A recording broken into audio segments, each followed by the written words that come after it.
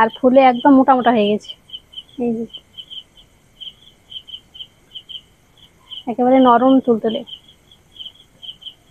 আর কত সুন্দর রসটা ঢুকেছে। এই যে গড় গড় করে পড়ছে।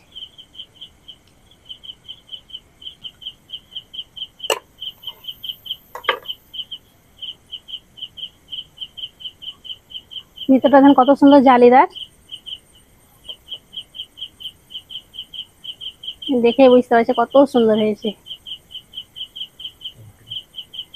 আর রসটাও দেখেন কত সুন্দর। এই যে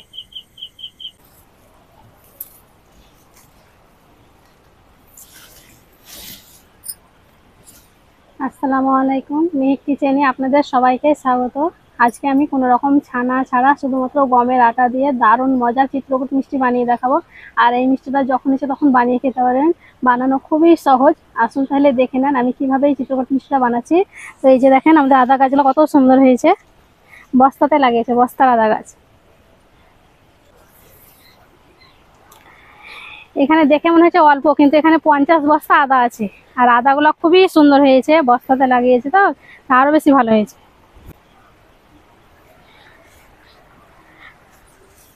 আদা গাছগুলো দেখেন কত বড় বড় হয়ে গেছে। এই যে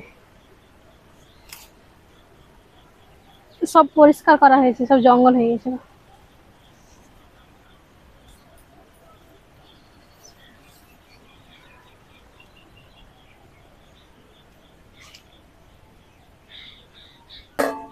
মিষ্টি বানানোর জন্য প্রথমে ডোটা রেডি করে নেব। তার জন্য এখানে আমি নিয়েছি 1 বাটি গমের আটা, এটা হচ্ছে হাফ কাপ।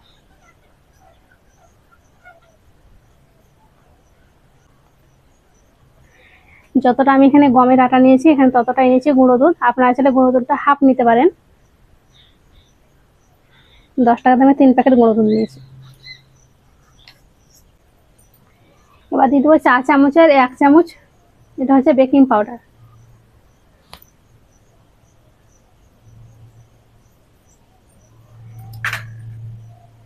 তার হাফ দিয়ে দিচ্ছি বেকিং সোডা, মানে খাবার সোডা যেটা, সেটা এই হাফ চামচ। দেশি ঘি এখানে আমি 2 চামচ নিয়েছি, ঘিটা দিয়ে দিচ্ছি। এবার ঘিটা ভালো করে মেখে নিব।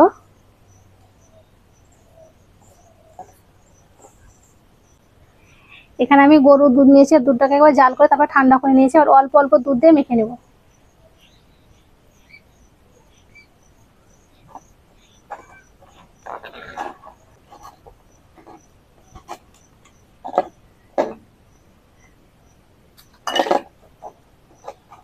এই ডোটা একটু চ্যাটচেটে করে মেখে নিতে হবে।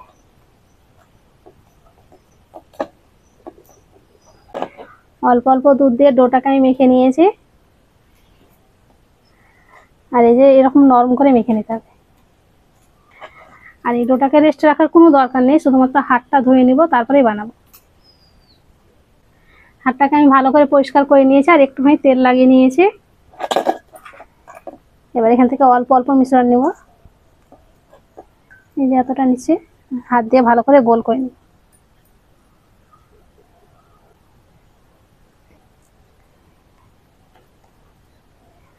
হাত দিয়ে চ্যাপটা করে নিচ্ছি।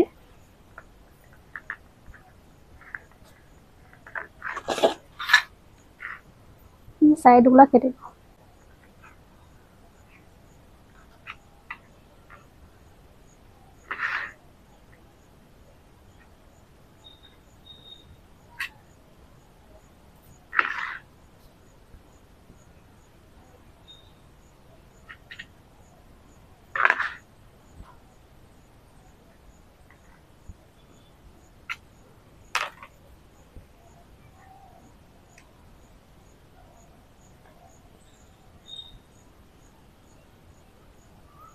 যে এইভাবে করে করে নিব।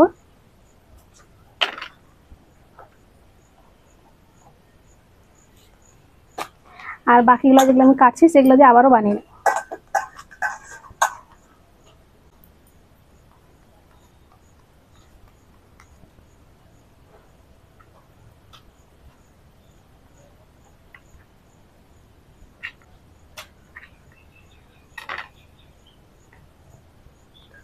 হাত দিয়ে এইভাবে সমান করে নিতে হবে।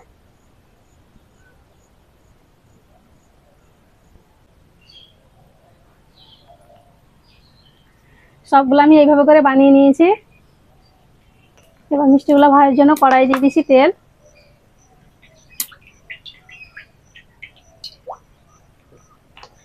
তেলটাকে একেবারে হালকা করে গরম করে নেব। তেলটা হালকা গরম হয়ে গেছে, এবার একে একে দিয়ে দিচ্ছি।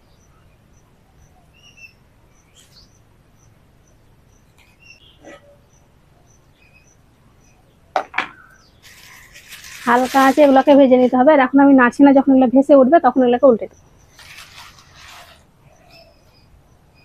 সব মিষ্টিগুলো উপরে উঠে গেছে ভেসে, এবার উল্টে দেবো।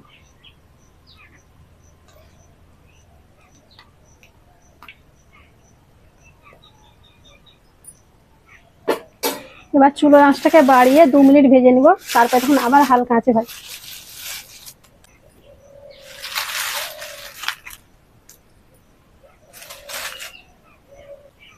ওই পিঠটা একটু শক্ত হয়ে গেছে, এবার উল্টে দেবো। আর মিষ্টিগুলো ফুলে ধান কতটা মোটা হয়ে যাচ্ছে। এবার হালকা আছে এগুলোকে ভেজে নেব। হালকা আছে প্রায় 10 মিনিট এটাকে ভেজে নিতে হবে, তাহলে প্রায় ভিতর পর্যন্ত একদম ভাজা হবে।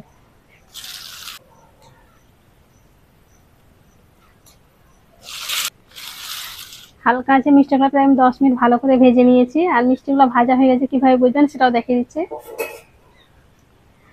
আর মিষ্টি কালারটা দেখেন এরকম একদম ব্রাউন হয়ে গেছে। আর একটা মিষ্টি এইভাবে উঠিয়ে দেখবেন, এইভাবে টিপবেন। এই যে আবার উঠে যাচ্ছে। এবার এই মিষ্টিগুলো উঠিয়ে নেব।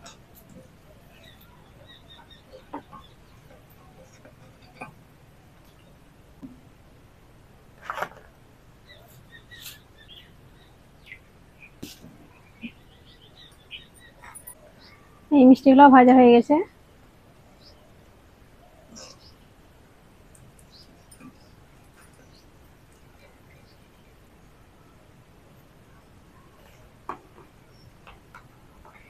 সব মিষ্টিগুলো ভাজা হয়ে গেছে।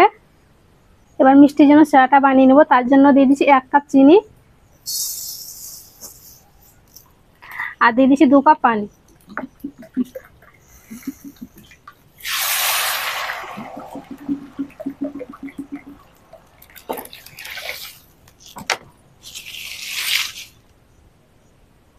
দুটো ছোট এলাচ নিয়েছি, মুখটা ফাটিয়ে দিয়ে দেবো। আর এই সিরাটা একবার বা দুবার হবে না, শুধু চিনিটা গলে একবার ফুটে গেলে হয়ে যাবে। চিনিটা গলে ফুটতে শুরু করেছে, এবার আমি নামিয়ে নিব।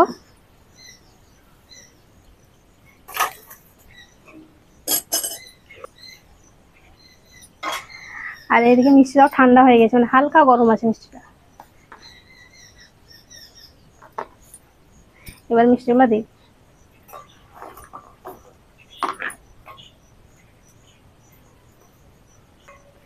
মিষ্টিগুলোকে ঢাকা দিয়ে এবার রেখে দিয়েছি 30 মিনিটের জন্য।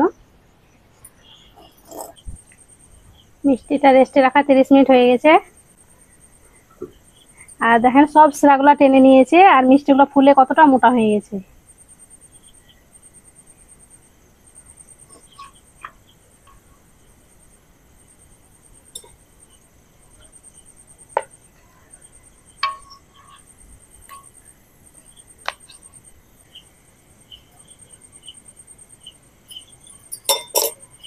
কিছু মিষ্টি আমি উঠিয়ে নিয়েছি। গুঁড়ো দুধ নিয়েছি, ওপরে দিয়ে দেবো, দেখতে ভালো লাগবে। আপনারা চাইলে মাওয়া দিতে পারেন।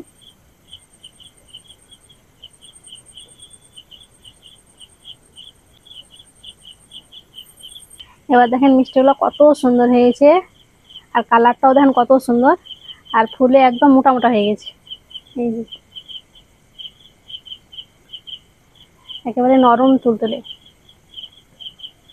কত সুন্দর রসটা ঢুকেছে। এই যে দেখেন গড় গড় করে পড়ছে।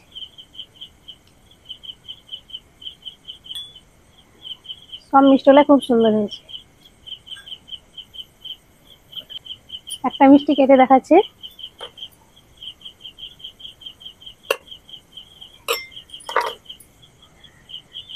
এই যে দেখেন কত সুন্দর হয়েছে, একেবারে সফট আর নরম তুলতুলে।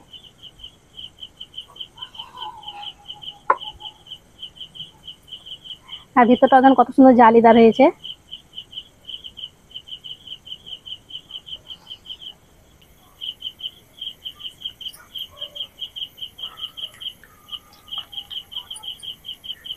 চিত্রকূট মিষ্টিটা খেতে এত সুন্দর হয়েছে, আর দেখলেন তো বানানো কত সহজ।